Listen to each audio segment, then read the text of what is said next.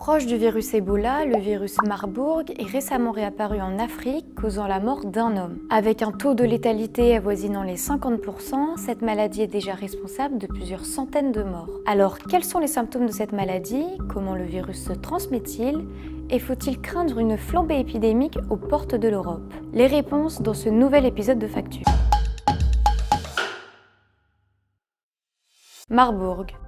Ce nom est à l'origine celui d'une ville située au centre de l'Allemagne. C'est ici qu'un virus inconnu apparaît en 1967. Des singes verts importés d'Ouganda à l'Institut de virologie de Marburg contaminent des chercheurs. La même année, 2 autres foyers sont déclarés.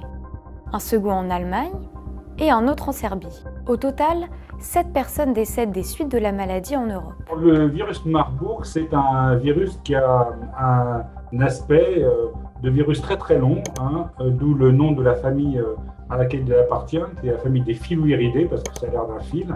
Et cette famille regroupe plusieurs virus, notamment les virus Ebola. Ce sont des virus qui provoquent des fièvres et qui sont suivis, pas forcément toujours d'hémorragie, mais qui sont suivis de perte de volume de liquide dans l'organisme, qui aboutit souvent à la mort du patient. Angola, Ouganda, Afrique du Sud, Kenya, mais aussi République démocratique du Congo, le virus Marburg frappe à plusieurs reprises l'Afrique de l'Est. Toutefois, un cas d'infection au virus Marburg a récemment été déclaré en Guinée le 9 août 2021. Il s'agit du premier cas de la maladie déclaré en Afrique de l'Ouest. C'est une nouvelle région de circulation du virus, mais on pouvait s'y attendre, ce n'est pas très étonnant. Ebola circulait pour la première fois donc, il y a 6-7 ans dans cette région. Là, son petit frère, en quelque sorte, arrive un petit peu après. Ce n'est pas très étonnant. Le parallèle avec Ebola est pertinent sur 3 points.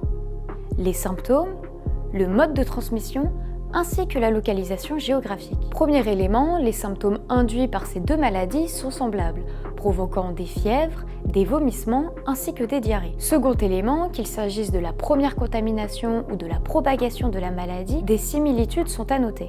Comme plusieurs autres maladies sévères, ce cousin d'Ebola parvient jusqu'à l'homme par le biais d'un animal servant de réservoir à la maladie. Ici, ce sont les chauves-souris qui sont mises en cause. Le réservoir animal, très certainement pour le virus Ebola, mais très sûrement pour le virus Marburg, sont des chauves-souris, différents types de chauves-souris. Le virus pénètre chez l'homme lors d'un contact direct ou indirect avec ces chauves-souris. Dans de nombreux cas, il y a une espèce intermédiaire qui est infectée par ce virus et qui est ramenée dans les villages comme viande de brousse, c'est-à-dire la chasse. Et ces animaux qui sont rapportés pour être mangés mettent en contact le virus qui leur provenait de la chauve-souris. Cette zoonose est d'autant plus contagieuse d'homme à homme. D'après l'Organisation mondiale de la santé, celle-ci se propage par le biais du sang, des sécrétions, des organes ou des liquides biologiques de personnes infectées ou avec des surfaces et des matériaux contaminés par ces liquides. Enfin, ce premier cas du virus Marburg détecté cette année intervient en Guinée, dans la préfecture de Guékédou,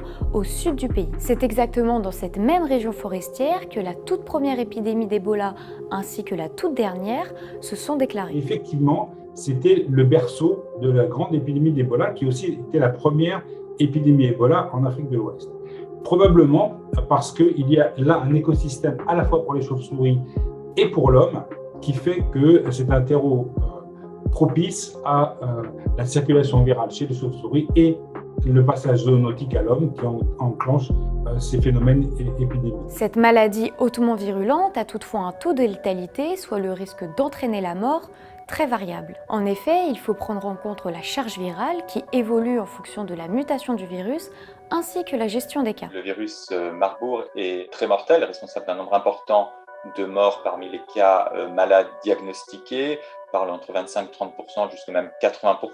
On va retenir un taux de mortalité à 50%. Ça n'a rien à voir avec le virus qui nous préoccupe actuellement, qui est le SARS-CoV-2, responsable de la maladie Covid-19. Si pour l'heure, aucun vaccin ou traitement n'a été mis au point, une prise en charge précoce accompagnée du traitement des symptômes spécifiques améliore nettement les taux de survie. Bien que les experts s'accordent à dire qu'il est probable que de nouveaux cas émergent, le risque de voir apparaître la maladie en France est toutefois faible. On a vraiment un virus qui est concentré en Afrique de l'Ouest. On l'a bien vu avec Ebola, le risque de transmission en Europe est très très faible et quasi inexistant.